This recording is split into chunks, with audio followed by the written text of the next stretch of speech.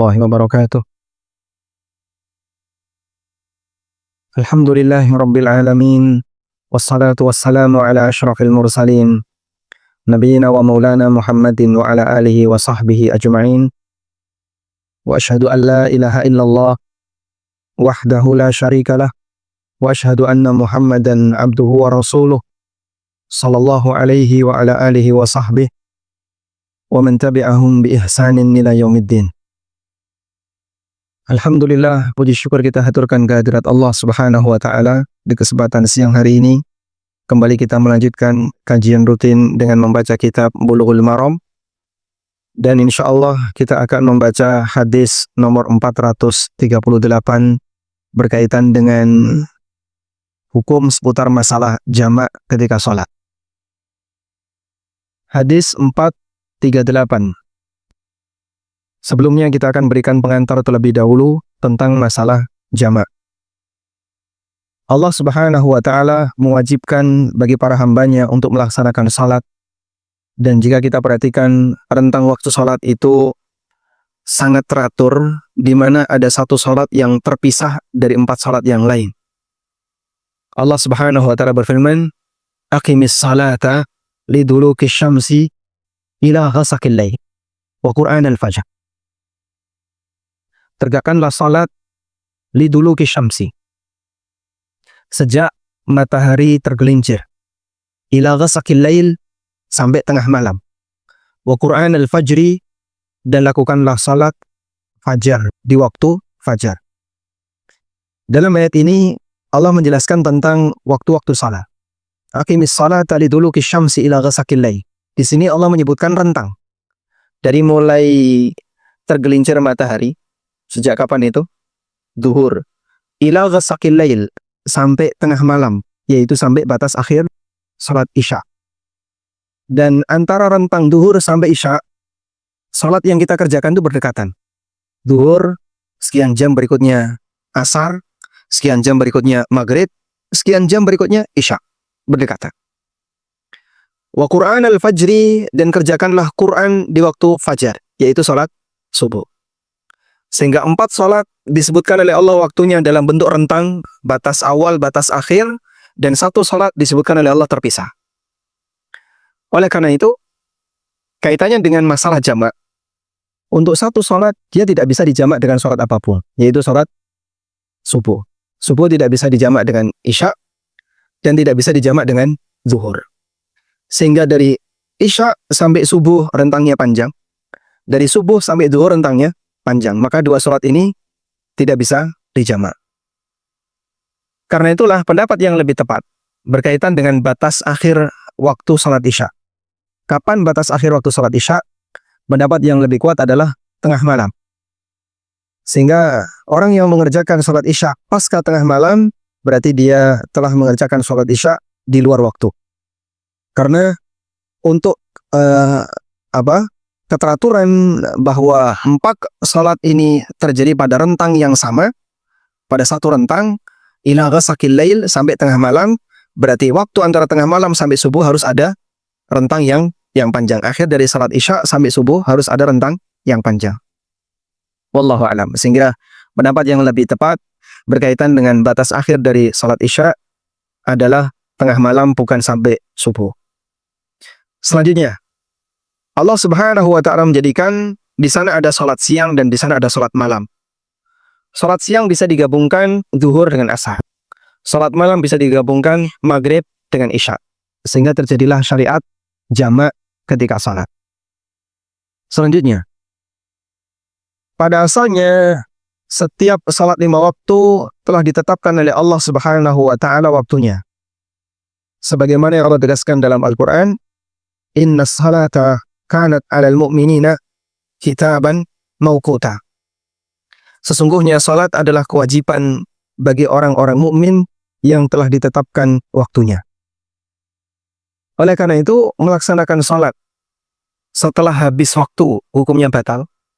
Sebagaimana salat sebelum masuk waktu juga batal. Karena batas waktunya telah ditetapkan oleh Allah.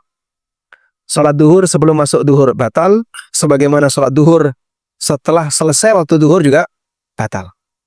Demikian pula yang berlaku pada asar dan sholat-sholat yang lain. Sehingga kita diperintahkan untuk memenuhi batas waktu yang telah ditetapkan. Sahabat Abdullah bin Mas'ud radhiyallahu anhu pernah bertanya kepada Nabi SAW, "Ya Rasulullah, ayyul a'mali afdal?" Ya Rasulullah, amal apakah yang paling afdal? Lalu Nabi SAW berikan jawaban, "As-salatu ala waqtiha." Amal yang paling afdal yang pertama adalah salat tepat waktu. Sehingga siapa yang mengerjakan salat tepat waktu, dia melaksanakan tugas dalam posisi yang paling afdal. Selanjutnya, seseorang tidak boleh keluar dari rentang waktu yang ditetapkan kecuali jika ada uzur. Dan uzur itu yang membolehkan dia untuk melaksanakan salat di luar waktunya dengan cara dijamak. Baik jamak takdim maupun jamak takhir. Baik jamak takdim maupun jamak takhir. Jamak takdim berarti dia melakukan salat sebelum waktu. Misalnya duhur dengan asar. Berarti dia salat asarnya di mana? Sebelum waktu. Karena asarnya diajukan. Maka orang yang melakukan jamak takdim berarti dia melakukan salat sebelum waktu. Karena itu bagi yang tidak punya uzur, nekat jamak, gimana nasib salatnya? Batal. Orang yang tidak punya uzur, lalu dia menjamak salat, maka status jamaknya batal. Sementara jamak takhir, berarti dia salat setelah keluar waktu. Duhur dengan asar di jamak takhir. Berarti salat duhurnya setelah habis waktu. Maka siapa yang melakukan jamak takhir padahal dia nggak punya uzur, gimana nasib salatnya? Batal. Nasib salatnya batal. Baik. Catatan berikutnya. Orang yang mau melakukan jamak takhir, berarti pada saat masuk waktu salat, dia tidak salat. Misalnya, kita mau melakukan jamak takhir duhur dengan asar. Sudah? Saat masuk waktu duhur, kita nggak sholat duhur. Dan ketika sudah masuk waktu sholat, sampai akhir waktu, sementara kita tidak melaksanakannya, itu pelanggaran. Ini sudah masuk waktu sholat, kenapa kau tidak sholat? Itu termasuk apa? Pelanggaran. Oleh karena itu, bagi mereka yang mau melakukan jamak takhir, para ulama mewajibkan untuk masang niat bahwa saya akan lakukan salat ini nanti setelah masuk waktu salat yang kedua. Saya ulang ya. Jika sudah masuk waktu salat, tapi kita tidak melaksanakan salat, maka kita melakukan pelanggaran, kita bersalah. Sudah masuk waktu, kenapa kau tidak lakukan kewajiban? Udah? Berarti saat saya mau melakukan jamak takhir, masuk waktu duhur, saya segera salat nggak? Tidak. Nunggu sampai kapan? Masuk asar. Loh, ini sudah masuk waktu duhur sudah mau habis. Kenapa kamu nggak sholat? Karena saya mau jamak takhir. Baik. Oleh karena itu bagi mereka yang mau jamak takhir, dia wajib pasang niat untuk melakukan jamak sholat duhur ini di waktu asar, agar tidak tertuduh sebagai orang yang meninggalkan sholat. Paham ya? Kenapa harus seperti itu? Agar tidak tertuduh sebagai orang yang meninggalkan sholat. Ini seperti yang disebutkan oleh Abu Syuja dalam matan Ghaya wa Taqrib, dan demikian pula yang disebutkan dalam mazhab Hambali. Bagi mereka yang mau jamak takhir, dia wajib pasang niat bahwa sholat yang sekarang saya sedang berada di waktunya akan saya tunda di waktu yang kedua dengan jamak takhir. Kalau dia nggak punya niat itu, maka terhitung sebagai orang yang sengaja meninggalkan sholat, dan itu dosa besar. Baik. Catatan berikutnya. Jamak itu sebenarnya hakikatnya apa?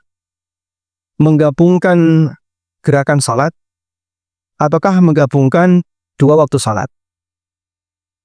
Saya ulang. Apa hakikat dari jamak? Apakah jam'ul kaifiyah, jam'u kaifiyatis salah, ataukah jam'u waqtis salah?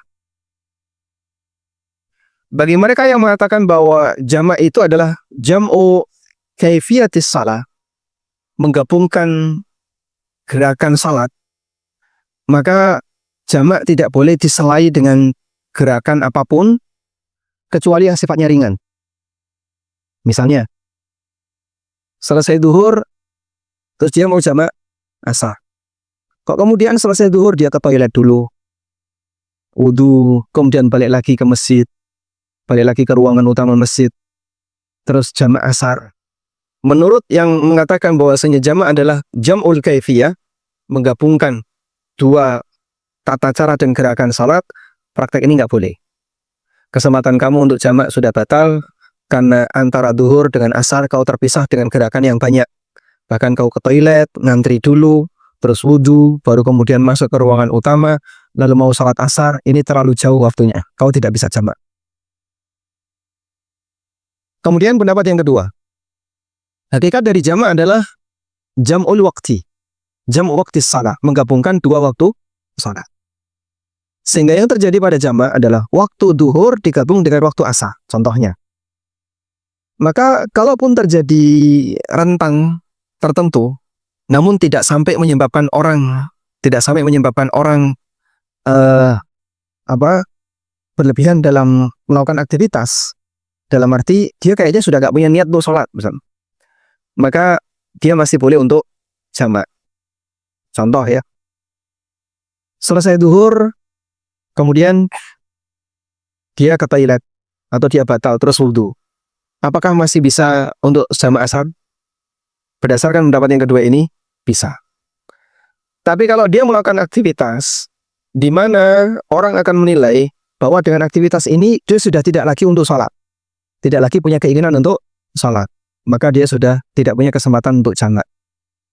Contoh, selesai sholat duhur, dia kuliah sampai jam 2, terus balik ke masjid, jamak dengan asar, bisa? Tidak, kenapa? Begitu dia kuliah, berarti dia sudah tidak ada keinginan untuk sholat.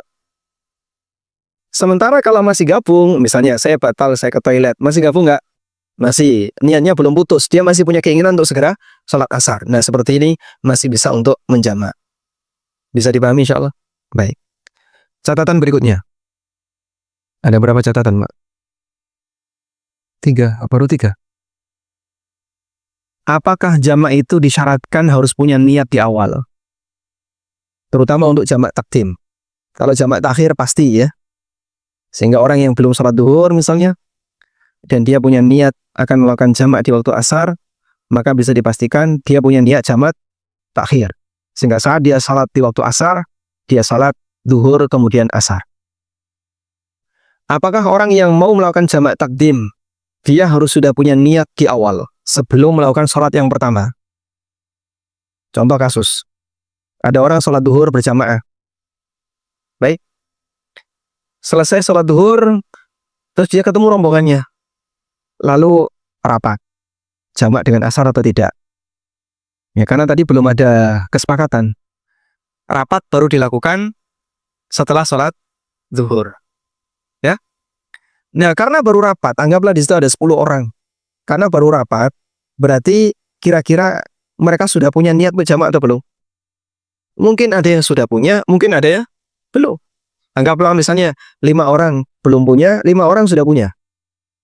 Akhirnya ketetapannya ini jadi jamak atau tidak hasil keputusan rapat. Berarti yang belum punya, dia baru pasang niat setelah sepakat. Dipahami ini? Baik. Apakah yang belum punya niat untuk jamak dengan asar, sebelum dia melaksanakan sholat duhur, dia boleh jamak duhur dengan asar? Wallahu ta'ala alam, pendapat yang lebih benar, boleh. Karena jamak itu tadi ya, menggabungkan dua waktu sholat, dan tidak disyaratkan dalam kejadian menggabungkan itu diiringi dengan niat bahwa sholat pertama dengan sholat yang kedua harus digabungkan. Niatnya niat sholatnya, bukan niat menggabungkannya. Begitu sudah jadi jamak, maka jadilah dia melakukan jamak takdim. Dan dalil memang ini cukup banyak. Misalnya para sahabat ketika sholat bermakmum di belakang Nabi SAW, mereka hanya ngikut. Nabi SAW sholat duhur, kemudian beliau jamak dengan asar, sahabat hanya ngikut. Yang mungkin mereka tidak tahu apakah nanti Rasulullah SAW mau jamak atau tidak. Kalau beliau jamak, saya akan jamak. Kalau beliau tidak jamak, ya kita nggak jamak. Sehingga mereka hanya ngikut.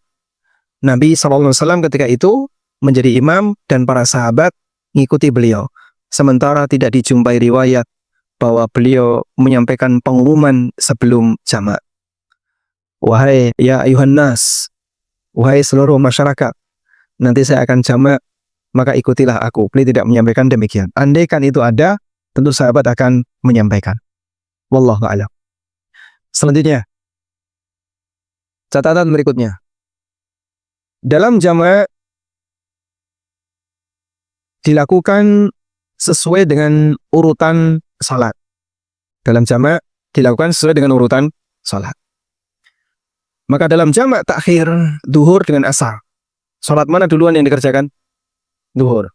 Baru kemudian salat asar. Maghrib dengan isya, mana duluan? Maghrib. Baru kemudian isya. Sehingga dikerjakan sesuai dengan urutan.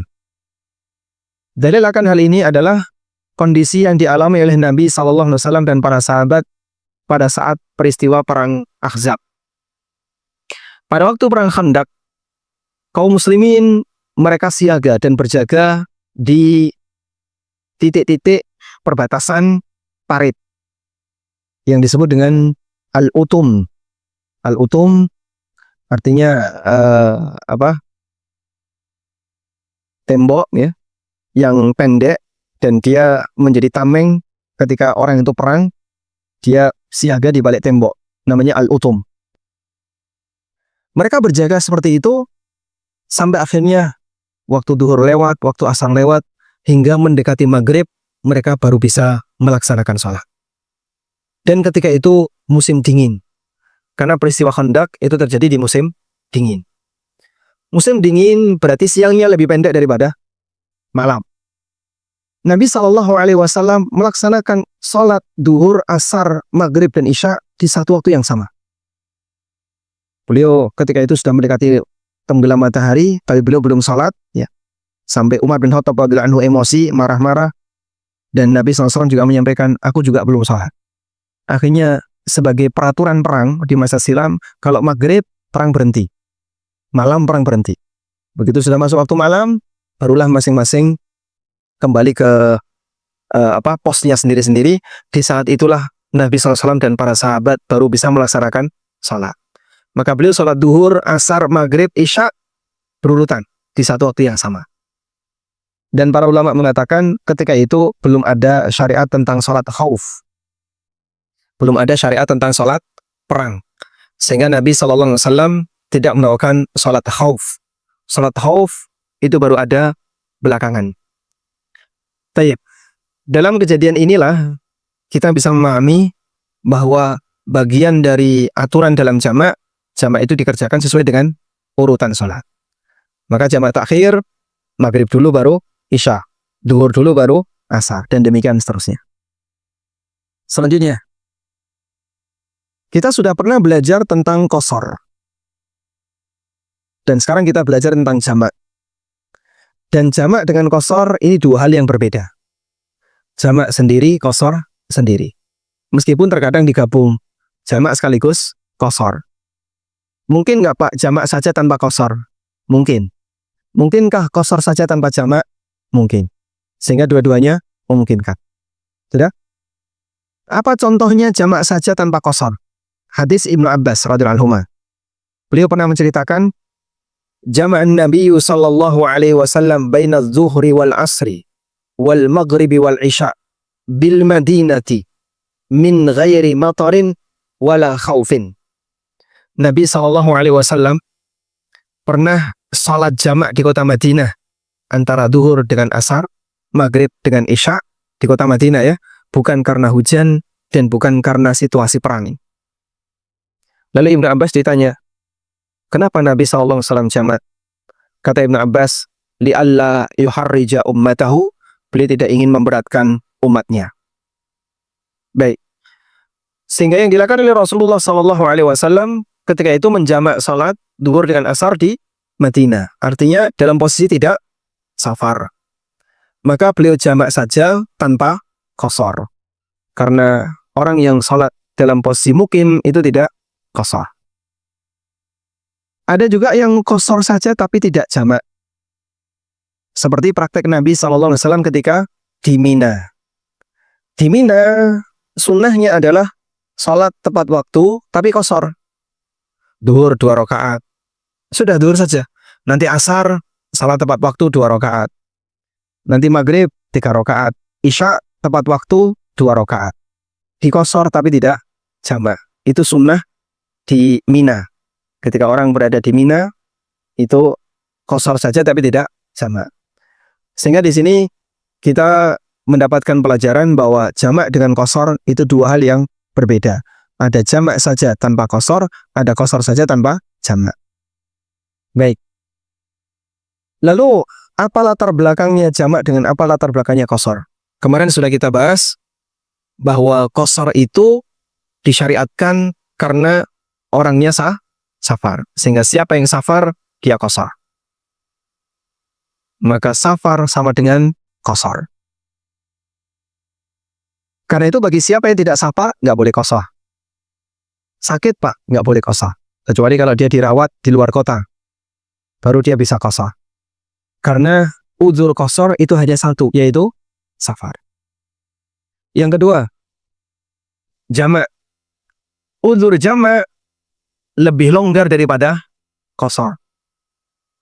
Jamak itu bisa karena safar, bisa karena sakit, bisa karena hujan, bahkan bisa karena situasi tertentu yang dia dalam posisi sehat walafiat. Misalnya, akan ada kesibukan yang tidak mungkin bisa dia tinggalkan ketika nanti dia akan melakukan tindakan seperti ini. Kita boleh sebutkan contoh ya. Kalau Anda kan seorang dokter, mau melakukan tindakan operasi, butuh waktu nabrak sholat. Misal ya, operasi dimulai sebelum maghrib jam 5. Dan akan berakhir kurang lebih jam 8 malam misalnya. Atau bahkan sampai jam 9 malam. Otomatis dia akan melintasi waktu maghrib. Maka dalam posisi ini dokter boleh jamak takhir. Karena alasan apa? Tidak memungkinkan meninggalkan lokasi operasi dalam posisi dia sedang melakukan tindakan. Anda bisa bayangkan ya. Wis dibelah, saya tak tinggal. Wis dibelah, tak tinggal sih, aku tak sholat. Saya nggak tahu apakah bisa gantian shift-shiftan atau tidak, mungkin dokter lebih paham ya. Sehingga misalnya di situ ada 3 tim dokter ya, ada 3 orang satu tim dokter misalnya melakukan satu tindakan operasi selama sekian jam. Dalam tindakan itu kalau kemudian tidak bisa dihentikan nabrak waktu sholat, maka dia boleh jamak. Jadi mungkin ini sifatnya pekerjaan, tapi karena genting dia bisa jamak. Nggak ada hujan, orangnya sehat walafiat, bukan sakit, dalam posisi dia punya kesibukan tertentu yang tidak mungkin untuk ditinggalkan. Baik, karena itulah para ulama mengatakan jam'us sholati sunnatun aridah. Jamak sholat itu karena ada kejadian insidental. Sunnah aridah. Jamak sholat dilakukan karena ada kejadian insidental. Karena itu dilakukan dengan sebab tertentu. Wallahu a'lam. Baik, itu beberapa pengantar yang perlu diperhatikan berkaitan dengan masalah jamak. Ada berapa catatanku? Coba kita ulang ya. Pertama apa? Pertama tentang penjelasan dalam Al-Quran mengenai waktu sholat. Waktu sholat yang 5, 4 ini Allah jelaskan dalam bentuk rentang. Dan 1 disebutkan secara terpisah. Aqimis salata liduruki syamsi ila ghasaqil lail wa Qur'an al-fajr. Tegakkanlah sholat dari sejak matahari tergelincir sampai tengah malam. Ini menjelaskan tentang rentang awal, rentang akhir untuk waktu sholat. Dari mulai zuhur sampai akhir dari sholat isya, yaitu tengah malam. Sedangkan sholat subuh terpisah. Wa Qur'an al-fajr. Dan kerjakanlah Quran di waktu fajar. Sholat subuh disebut dengan Qur'anul fajr karena dianjurkan ketika sholat subuh memperpanjang bacaan Al-Quran. Sehingga sholat subuh yang sesuai sunnah, bacaan yang dibaca ketika sholat adalah surat-surat yang panjang. Oleh karena itu, catatan berikutnya, yang kedua, sebagai konsekuensinya, satu sholat ini tidak bisa dijamak dengan sholat apapun. Subuh tidak bisa dijamak dengan isya, tidak bisa dijamak dengan zuhur. Sehingga yang bisa dijamak adalah yang ada di rentang ini. yang siang dan yang malam, duhur asar dan maghrib isya. Selanjutnya, catatan yang ketiga, bahwa jamak itu sifatnya apa tadi? Menggabungkan waktu, bukan menggabungkan kaifiyah. Maka meskipun ada rentang, tidak masalah. Yang penting dia tidak melakukan aktivitas yang menunjukkan dia sudah memutus kegiatan sholat. Catatan yang keempat, bahwa jamak itu dikerjakan sesuai urutan. Bagi mereka yang jamak takhir, duhur, asar. Jamak takhir di waktu asar. Jamak takhir di waktu isya, maghrib, isya. Catatan yang kelima, bahwa dalam jamak takhir atau jamak takdim tidak disyaratkan harus punya niat. Karena itu kalau ada kasus sholat maghrib, di tengah sholat hujan terus, udah? Berarti sebelum sholat maghrib, apakah sudah punya niat jamak? Sudah punya niat jamak belum? Belum. Kenapa? Belum hujan. Di tengah sholat maghrib, rakaat yang ketiga hujan terus kali. Selesai maghrib, hujan belum reda. Boleh jamak nggak? Boleh jamak nggak? Boleh? Boleh. Tapi kan dia nggak punya niat, Pak. Tadi sebelum maghrib dia punya niat jamak isya nggak? Tidak. Kenapa? Belum turun hujan. Kalau gambling boleh nggak, Pak? Misalnya udah lihat mendung, gelap, ini kayaknya kok peluang besar hujan ya. Udahlah, wahai jamaah, niatkan jawab isya misalnya.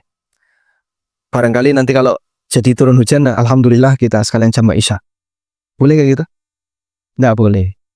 Kok bisa gambling kayak gini ya? Baik. Sehingga yang bisa dia lakukan adalah begitu selesai maghrib, kok hujan belum reda, dan itu bisa membasahi badan. Kalau orang keluar dari masjid, maka dia boleh jamak dengan isya. Selanjutnya, jamak itu sifatnya sunnatun aridhah. Artinya dia dikerjakan karena ada sebab. Dan sebab ini merupakan uzurnya. Maka orang yang melakukan sholat jamak tanpa uzur, batal sholat yang tidak pada waktunya. Termasuk juga tadi catatan yang terlewat, hukum asal sholat dikerjakan pada waktunya. Siapa yang melakukan jamak tanpa uzur, berarti dia pasti sholat di luar waktu, baik takdim maupun takhir. Wallahu a'lam. Walhamdulillahirabbil alamin. Itu beberapa pengantar dan nampaknya sudah jam 1. Maka untuk pembacaan hadis insyaallah akan kita bacakan di pertemuan berikutnya insyaallah taala. Demikian, wassallallahu ala nabiyyina Muhammadin wa ala alihi wa sahbihi wasallam. Baik, ada yang mau disampaikan? Untuk istilah, kalau saya pernah dengar kalau safar jamak qasar itu ada saja karena sebab. Kemudian kalau ya jamak saja itu karena masyaqqah. Itu betul nggak sakit? Kalau jamak qasar alasannya karena safar. Safar yang tidak jamak pun boleh. Di Mina, Nabi SAW itu musafir. Dan beliau tidak jamak. Karena itu bagian dari sunnah ketika di Mina, salat duhur, asar, maghrib, isya dikerjakan di masing-masing waktunya. Cuman di qasar. Sehingga di Mina, adzan duhur, terus salat, 2 rakaat, udah selesai. Nggak ada apa-apa lagi. Tidak salat ba'diyah, tidak salat qobliyah. Di Mina. Karena kita hanya qasar saja. Makanya kaum muslimin di Mina itu mungkin bisa disebut nganggur, ngetekur ya. Paling longgar waktunya. Karena kegiatan dia cuma datang ke jamarat, lempar jumrah, balik lagi. Tapi karena panasnya, dalam situasi serba terbatas, jamaah paling nggak betah. Sehingga orang di Mina itu kapan segera bisa meninggalkan Mina. Makanya dengan adanya nafar awal, begitu masuk tanggal 12, oh masuk kukutan ngapain?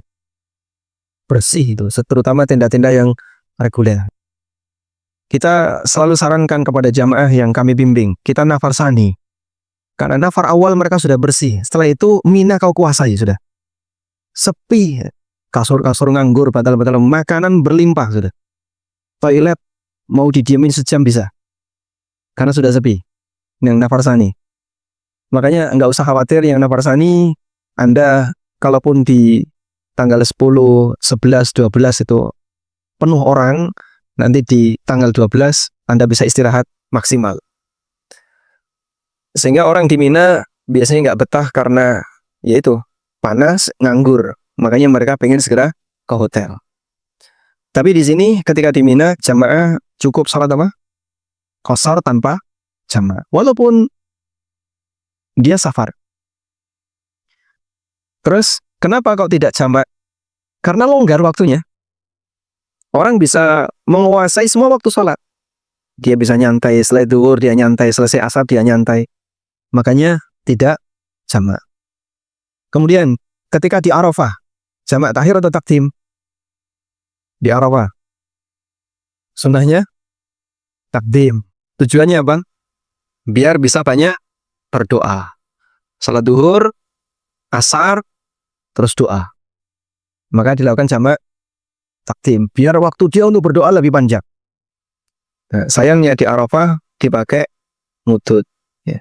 Ini banyak yang ngudut ini. Masya Allah, ini orang di tempat mustajab malah merokok. Dan ngobrol karo koncone. Kalau di Musdalifah, jamaahnya apa? Di Musdalifah, takhir. Jamaahnya takhir. Tujuannya apa?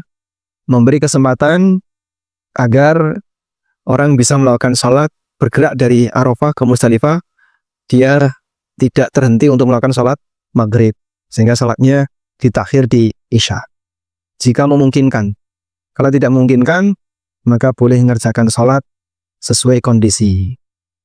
Seperti kemarin, pergerakan dari Arafah menuju Musdalifah itu adalah suasana paling kredit sepanjang masa. Sehingga jamaah yang kami bimbing, ada yang mengusulkan kita takhir sesuai sunnah. Baik, tapi nggak ada yang bisa memastikan bis ini akan sampai di sana sebelum subuh. Dan itu berbahaya. Akhirnya kita minta, kita takdim semuanya. Masuk maghrib, Isya, berangkat. Dan qadarullah sampai di Musdalifah setelah subuh. Kalau tadi tidak takdim, mungkin tidak dapat salat maghrib dan Isya. Karena di atas bis terus. Bisnya bergerak tapi lambat sekali. Lebih cepat orang jalan daripada gerakan bis. Wallahu a'lam.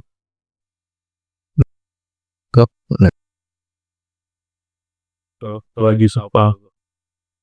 Kenal sok masjid ya wan.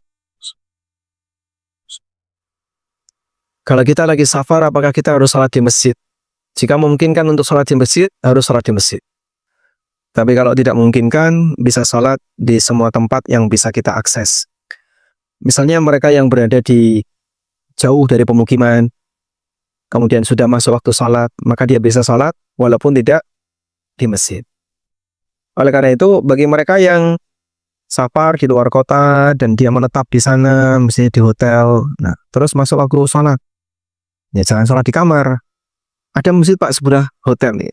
Kamu datang ke masjid, jangan sholat di kamar. Karena lelaki seharusnya sholat jamaah di mana? Di masjid. Walaupun dia musafir. Wallahu a'lam.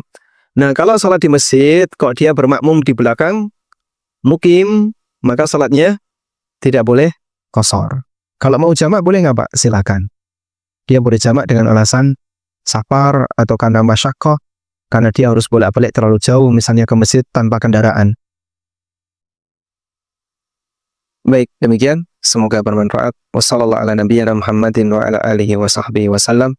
Wa akhiru da'wana alhamdulillahi rabbil alamin. Wassalamualaikum warahmatullahi wabarakatuh.